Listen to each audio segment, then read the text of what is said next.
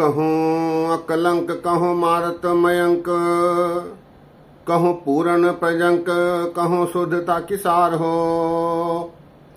कहूँ देव धर्म कहूँ साधना के हरम, कहूँ कुत्सत कुकरम, कहूँ धर्म के प्रकार हो। कहूँ पौनहारी कहूँ विद्या के विचारी, कहूँ जोगी जति ब्रह्मचारी नर कहूँ नार हो।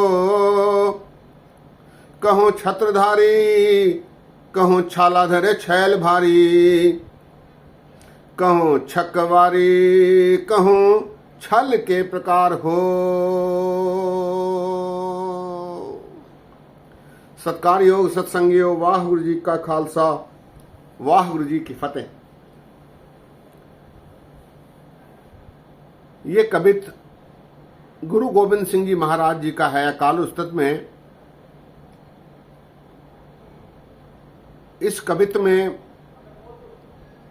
गुरु महाराज ने अकाल पुरख परमात्मा खुदा गॉड वाहिगुरु परमेश्वर भगवान जो अनेक रूपों में प्रकट होते हैं उनका जिक्र किया है।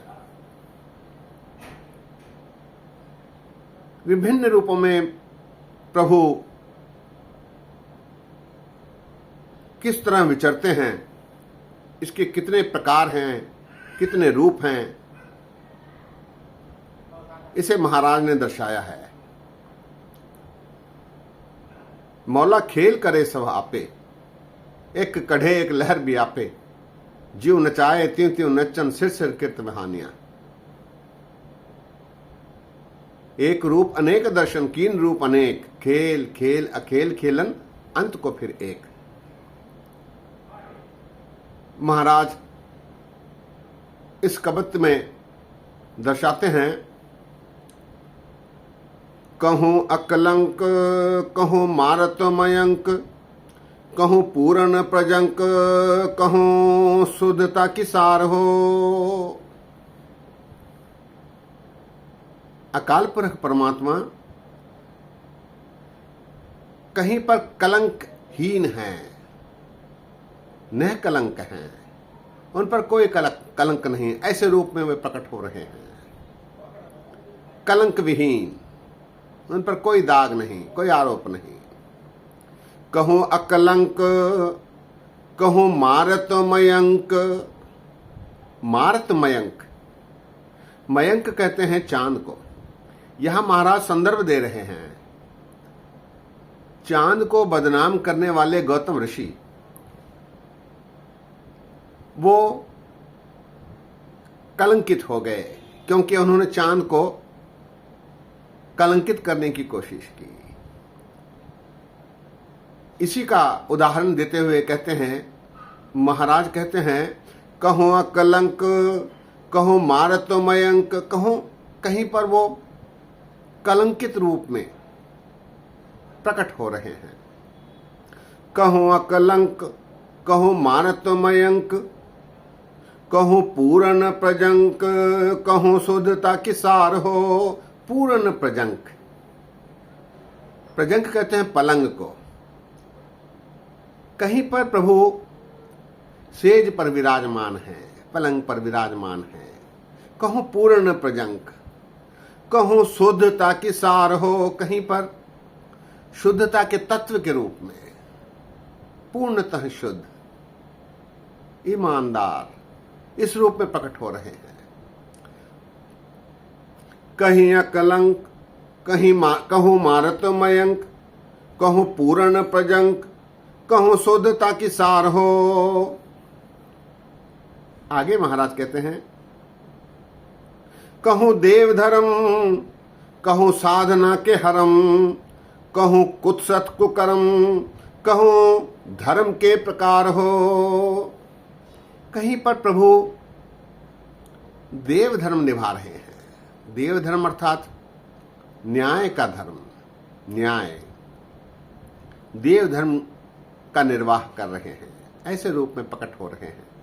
कहूँ देव धर्म कहूँ साधना के हरम, हरम कहते हैं खजाने को, घर को। साधना के हरम, कहीं पर वो साधना के भंडार के रूप में प्रकट हो रहे हैं, घर के रूप में।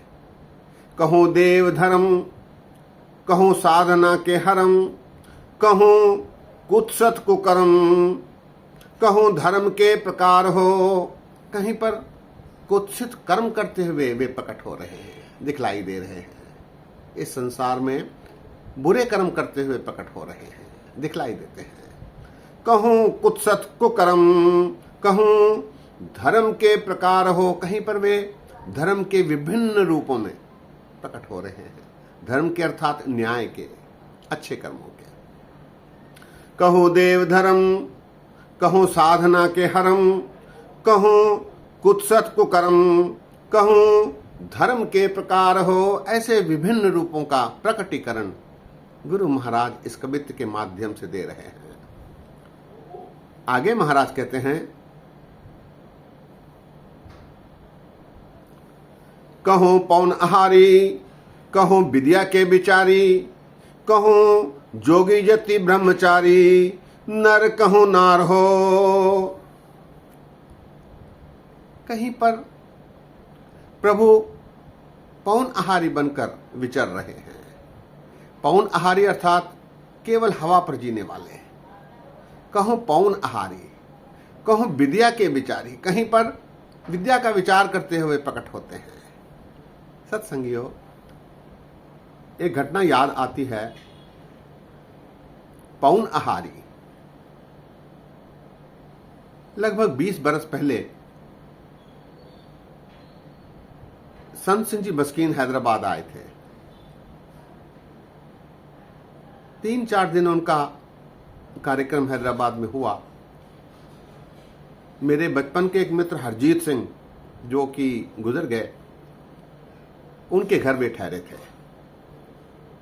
सवेरे शाम समागम होते।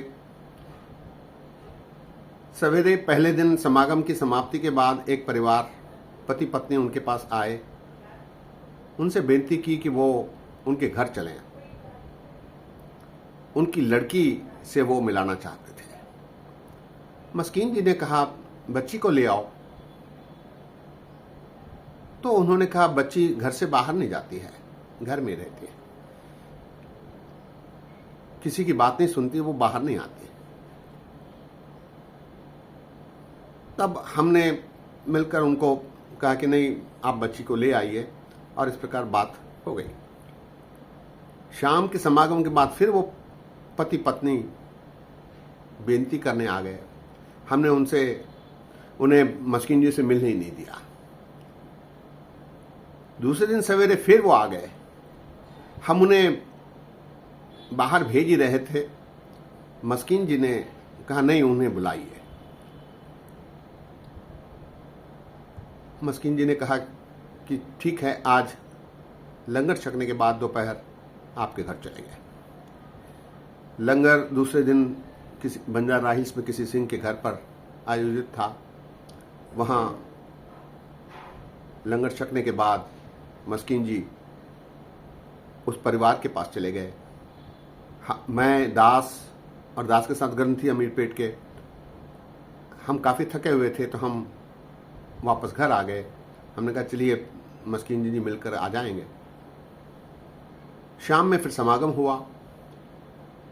समागम में मस्कीन जी ने उस परिवार के बारे में जिक्र किया।